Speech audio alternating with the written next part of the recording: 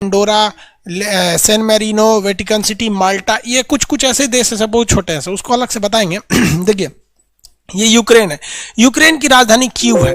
Ukraine में एक उसकी राजधानी क्या है, देखिए ध्यान से, यूक्रेन की राजधानी कीव है। देखिए आप यूक्रेन के ऊपर मिलेगा कीव इसकी राजधानी।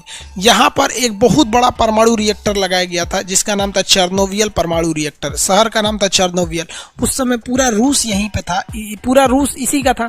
तो उसने न यूक्रेन में बिजली की सप्लाई करने के लिए चेर्नोबिल परमाणु रिएक्टर लगाया, लेकिन उस रिएक्टर में न विस्फोट हो गया वहाँ के इंजीनियरों की थोड़ी सी गलती से। जैसे कैसे गाड़ी स्टार्ट हुआ जाता है तो एस्केलेटर धीरे धीरे लेना चाहिए, हुमच के ले लेंगे तो क्या होगा, तो बंद भी हो सकती है गाड़ी। इसे जरा हुमच दिया उसी में यूक्रेन में चेर्नोबिल परमाणु दुर्घटना। तो चेर्नोबिल परमाणु दुर्घटना से भीषण यहाँ पर तबाही मची थी, पूरा का पूरा चेर्नोबिल शहर खाली हो गया था, बहुत से लोग मारे गए थे। देखिए परमाणु बम जब फटता है ना तो लोगों को लगता है कि परमाणु बम तहलका मचाता है, कोई तहलका नहीं मचाता है। परमाणु बम फटेगा तो आवाजों सुनाई नहीं देता है, कुछ खास नहीं होता है। मेन परमाणु बम एक प्रदूषण का नाम है। कोरोना वायरस देख रहे हैं, कोरोना वायरस दिखता है कि यहाँ कोरोना वायरस है? नहीं, वैसे ही समझिए कि परमाणु बम जहाँ ब्लास्ट करेगा ना तो बस उतने दूर, मान लीजिए ज्यादा नहीं, एक स्टेडियम कितना होता है क्रिकेट का स्टेडियम, उतने भयानक तबाही मचाएगा। लेकिन उसके बाद उसकी तबाही शुरू होती है 2-3 दिन बाद। जाइएगा यहाँ परमाणु बम फटा था, ओहो बहुत गड्ढा हो गया है, घर आएंगे तो मर जाएंगे, फेफड़े गल जाएगा, क्योंकि वहाँ की हवाएं प्रदूषित हो जाती हैं, वो रेडियो एक्टिव हो जाती है। रेडियो एक्टिव किरणों से अल्फा गामा रेज निकलते हैं, अल्फा बीटा गामा। अब देखिए जैसे आप सूंघ लेते हैं तो वो रेडियो एक्टिव पदार्थ आपके फेफड़े में चला जाता है, उसमें से अल्फा बीटा गामा निकलता है। गामा आपके फेफड़े को छेद देता है, ऐसे बोकरेंगे तो खून बोकर के 2-3 दिन में मर जाएंगे।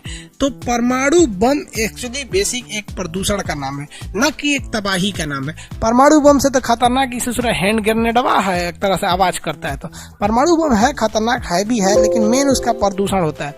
तो ये परमाणु बिजली घर एक परमाणु बम की तरह काम करता है। परमाणु बिजली घर में जो भी विखंडन होता है वो एक कंट्रोल में होता है, जबकि परमाणु बम में कंट्रोल से बाहर हो जाता है। तो यहाँ कंट्रोल से बाहर हो गया, जिस वजह से ये परमाणु बम बन गया और पूरा तरह से पॉल्यूशन फैल गया है चारों ओर से। बहुत सारे लोग मरे थे। इस घटना को चेर्नोबिल परमाणु रिएक्टर कहते हैं। ऐसे ही घटना जापान में हुई थी 2011 में, आज से 9 साल पहले। आप नाम बताइए उसका कमेंट करके। 1911 में जो दुर्घटना हुई थी उसका नाम बताइए। वेरी गुड, बताए थे आप लोग को, फुकुशिमा परमाणु रिएक्टर। फुकुशिमा परमाणु रिएक्टर, को कोई दिक्कत नहीं है। काला सागर और किसके बीच में? एजोव सागर के बीच में। क्रीमिया यूक्रेन का था, क्रीमिया यूक्रेन का था। एक्चुअली ये यूक्रेन का था ही नहीं। जब यूक्रेन यूएसएसआर का हिस्सा बन रहा था, यूएसएसआर का, तो यूएसएसआर ने इस क्रीमिया को अपने यूक्रेन राज्य में, इसको तो उसने अपना स्टेट बना दिया, उसको दे दिया था। लेकिन जब यूक्रेन अलग हुआ ना तो वो क्रीमिया को लेकर अलग हो गया और बाद में यूक्रेन जो है यूरोप के फेवर में चला गया, यूरोपीय यूनियन में। तो रूस घुसिया गया 2014 में, और 2014 में रूस उठा तो क्रीमिया पर हमला कर दिया, और ये 2013-14 के क्रीमिया लड़ाई में उठा के इसने अपने अंडर में ले लिया। तो अभी क्वेश्चन पूछेगा आप लोगों से, क्रीमिया संकट किन 2 देशों के बीच में है? तो यूक्रेन और रूस के बीच में है। यूक्रेन का था, मतलब क्रीमिया के निचले भाग, यूक्रेन के निचले भाग क्रीमिया पर किसने अधिकार कर लिया है? रूस ने अधिकार कर लिया। किसने अधिकार किया है? रूस। आगे देखें, ये वाला हो गया रूस वाला एरिया। ये मोल्डोवा कुछ खास नहीं है यहाँ पर, ये आपका यूक्रेन हो गया, ये बेलारूस हो गया यहाँ पर। एक बार आप उसके व्लादिवोस्टोक, एकदम निचला शहर व्लादिवोस्टोक, कितने लोग बता सकते हैं अभी हाल ही में किस देश ने व्लादिवोस्टोक पर अपना दावा ठोक दिया था? किस देश ने व्लादिवोस्टोक पर अपना दावा ठोक दिया था? हाल ही में किस देश ने व्लादिवोस्टोक पर अपना दावा किया?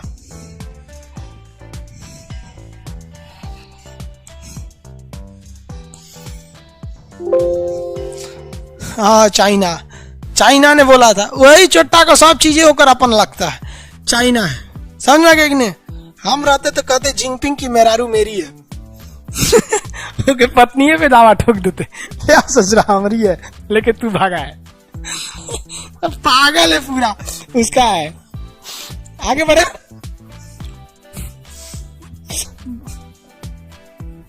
किसी ट्रांस साइबेरियन रेल मार्ग, भारत को अगर इधर से इधर देखेंगे तो इतने में खत्म हो जाता है। चाहे ऊपर देख लीजिए आप कश्मीर के एरिया में, चाहे यहाँ पे और ये देखिए ट्रांस साइबेरियन, इसकी लंबाई 9000 किलोमीटर है। दुनिया का सबसे लंबा रेल मार्ग trans Siberian rail line. Trans का मतलब होता है इस पार से लेकर उस पार तक, इस पार से उस पार को क्या कहते हैं, trans Siberian. Trans Siberian rail मार्ग किन दो शहरों को जोड़ती है? इधर से सबसे बड़ा शहर सेंट पीटर्सबर्ग, यूरोपीय हिस्सा का सबसे बड़ा शहर सेंट पीटर्सबर्ग, और इसका एशियाई हिस्सा का सबसे बड़ा शहर व्लादिवोस्टोक। इन दोनों को जोड़ने वाले रेल मार्ग का नाम क्या है? ट्रांस साइबेरियन रेल मार्ग, जिसको हम कहते हैं चेचन्या। चेचन्या भी टूटना चाहता था रूस से। जिस तरह से रूस से कितने देश टूट गए, 15 देश, वैसे ही रूस से यह टूटना चाहता था चेचन्या। क्या टूटना चाहता था? चेचन्या। लेकिन रूस ने चेचन्या में इतना बम मारा जिसका कोई हद नहीं। उस समय की बात है 1999, जब आज से 21 साल पहले रूस का सलाहकार होता था व्लादिमीर पुतिन। वो क्या था? सलाहकार था। उसने मंच पर आकर घोषणा किया, क्या देखिए इतना खतरनाक था वो। यहाँ चेचन्या के लोगों को पैसा दिया, कहा कि आके यहाँ पर मॉस्को में बम मार दो। उन लोग मॉस्को में बम मार दिया। अब इसको बहाना मिल गया।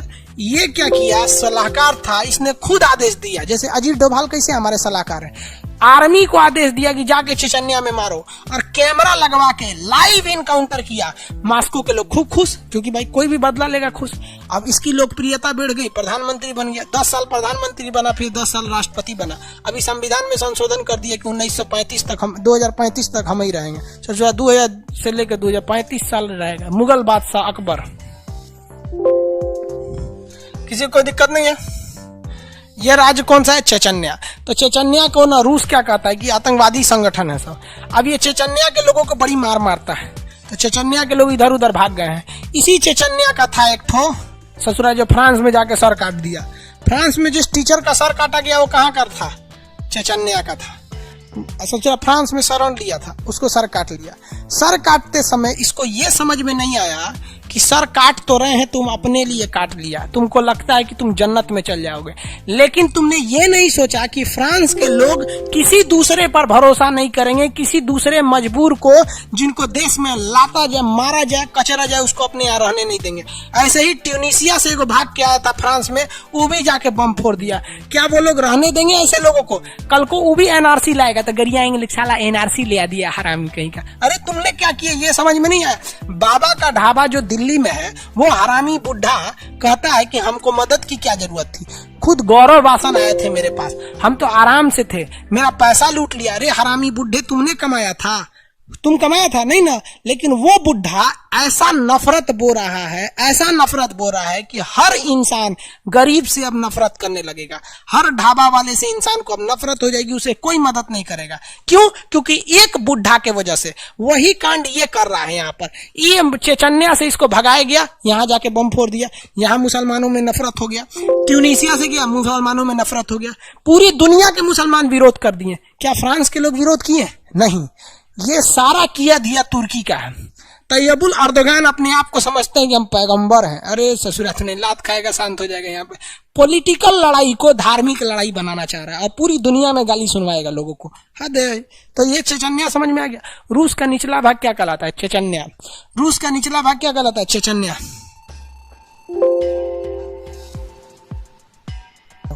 उसको अच्छा बात, रोहित कुमार, बहुत अच्छा बात है। 90% student doing unnecessary chat, that's why I am going to close the all chat. So close all chat. Yes, शांतिमय वातावरण हो गया, शांत एकदम, कोई चैटिंग तटिंग नहीं। चैट पे चैट मारता है, चैट मारा, सब बाबा का ढाबा वाला है। चलो देखे यार, चेचन्या समझ में आ गया आपको। तो रूस का ओवरऑल आपको एरिया हम बता दिए। रूस का निचला भाग चेचन्या था। अगर रूस टूट गया, दो जगहों को रूस टूटने से बचा लिया था। एक जगह था आपका चेचन्या, इसे उसने टूटने नहीं दिया, और दूसरा जगह था ये कालिनग्राड, इसको कालिनग्राड को भी टूटने नहीं दिया। ये दो जगह को टूटने नहीं दिया, वरना अगर टूट जाता तो यूएसएसआर 17 देश में टूटता। लेकिन कितने देश में टूटा? 15 देश में। कालिनग्राड को बचा लिया और चेचन्या को बचा लिया। वहां पर आगे बढ़े, किसी को कोई दिक्कत नहीं। रूस को दोबारा बताते हैं। रूस boys are doing unnecessary chat. CBSE वाला बड़ी तेज अंग्रेजी बोलता है। हम लोग भी शुरू में सीबीएसई बोर्ड में थे, हम अकेले काले थे इसलिए हमको भगा दिया सब। चलिए ये है आपका कौन सा, रूस। घोड़ी है, सियार भाग रहा है यहाँ। रूस के बीचों बीच में एक पर्वत है, इस पर्वत का नाम यूराल पर्वत। और रूस में यहाँ एक पर्वत है बरखोयांस, सबसे ठंडा पर्वत बरखोयांस यहाँ पर है।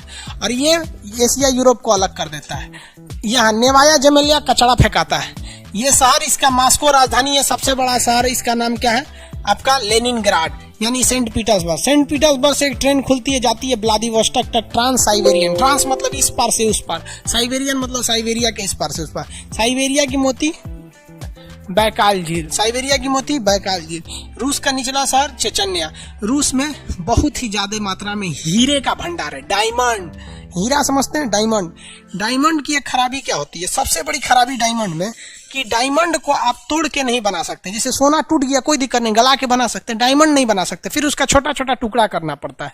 डायमंड समझ में आ रहा है कि नहीं आ रहा? तो डायमंड की अंगूठी वगैरह बनता है, ये सब सोना वोना आभूषण के काम में महिलाएं पहनती हैं, उसको समझ में आ गया कि नहीं आ गया? किसी को कोई दिक्कत? डायमंड है, पेट्रोलियम बहुत ज्यादा है, गैस। तो डायमंड की अंगूठी वगैरह बनता है, ये सब सोना वोना आभूषण के काम में महिलाएं पहनती हैं, उसको समझ में आ गया कि नहीं आ गया? किसी को कोई दिक्कत? डायमंड है, पेट्रोलियम बहुत ज्यादा है, गैस बहुत ज्यादा है। भारत सरकार को भी चाहिए रूस से ही पेट्रोलियम ला दे। रूस से पेट्रोलियम लाने में कोई दिक्कत नहीं है। तापी गैस पाइपलाइन तुर्कमेनिस्तान से है ना, देखिए तापी गैस पाइपलाइन तुर्कमेनिस्तान से, इसी पाइपलाइन को यहां से उठा के रूस चेचन्या में मिला दीजिए। तनी से तो हिलना है इसका, हो गया, रूस से मिल जाएगा। तो हम लोग को रूस से गैस पाइपलाइन भी आ सकता है। आगे बढ़े, किसी को कोई दिक्कत नहीं रूस में।